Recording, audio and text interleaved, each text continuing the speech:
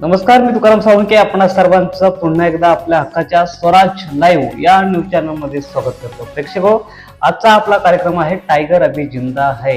होय, तुम्ही बरोबर ऐकलात.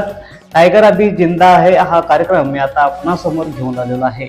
महाड विधानसभेमध्ये माणिकराव जगताप नावाचा लढवया योद्ध्याने जन्म घेतला. महाड विधानसभा मतदारसंघात 5 वेळा निवडणूक लढवून फक्त त्यांना 1 वेळा विजय मिळवता आला. असे असताना देखील त्यांच्या मृत्यूनंतर त्यांचा मतदार हा जागेवरती ठाम असल्याचं पाहायला मिळतंय. माणिकराव जगताप यांचे अस्तित्व ना संपले ना राजकारण संपले. राजकारण का संपले नाही ते मी तुम्हाला पुढे सांगणार आहे. माणिकराव जगताप यांचे राजकीय जीवनाचा प्रवास कॉलेज काळापासून सुरू झाला. जिल्हा परिषद सदस्य ते आमदार आणि महाराष्ट्र प्रदेश काँग्रेस उपाध्यक्ष असा त्यांचा जीवन राजकीय प्रवास राहिला. माणिकराव जगताप यांनी माजी मंत्री प्रभाकर मोरे यांना 1999 मध्ये पहिली टक्कर दिली आणि त्यामध्ये माणिकराव जगताप यांचा पराभव झाला आणि प्रभाकर मोरे यांनी विजयाची हॅट्रिक मारली. मात्र मोरे यांचा विजयाचा रथ माणिक जगताप यांनी 2004 साली थांबवला आणि महाडचे आमदार म्हणून निवडून गेले. हा त्यांच्या जीवनातील शेवटचा विजय.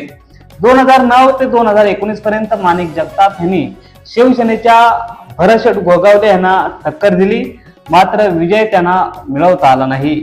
असे असताना देखील त्यांनी महाड नगर परिषद वरती स्वतःची ताकद मजबूत ठेवली आणि त्यांची कन्या स्नेहल जगताप यांना महाडच्या नगराध्यक्षा म्हणून निवडून आणल्या. 2019 साली कोरोना महामारी आली आणि जगताप यांना कोरोनाची लागण झाली.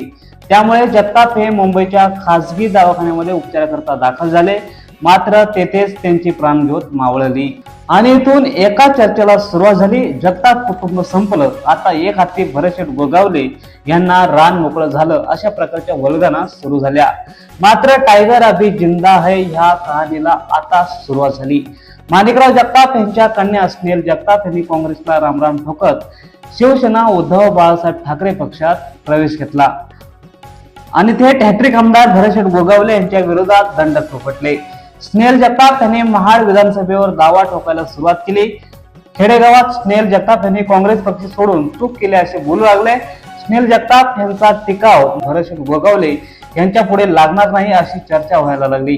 नुकतीच पार पडलेली लोकसभा निवडणुकीत सुनील तटकरे यांना 40,000चा लीड मिळेल असे गोगावले समर्थक सांगत होते. मात्र हा गोगावले समर्थकांचा फुगा स्नेहल जगताप यांनी फोडला आणि गोगावले यांनी सुनील तटकरे यांना फक्त 3,500चा लीड दिला. त्यामुळे आमदार गोगावले वन साइड विधानसभेची मॅच काढतील या वाक्याला पूर्णविराम मिळाला.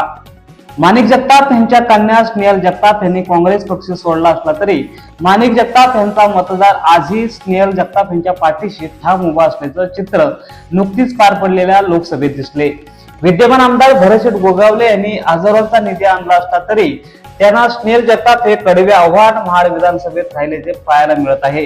त्यामुळे महाडच्या मनातील आमदार कोण हे येणारा काळ ठरवेल. तुर्तास टायगर अभी जिंदा है असेच म्हणावे लागेल.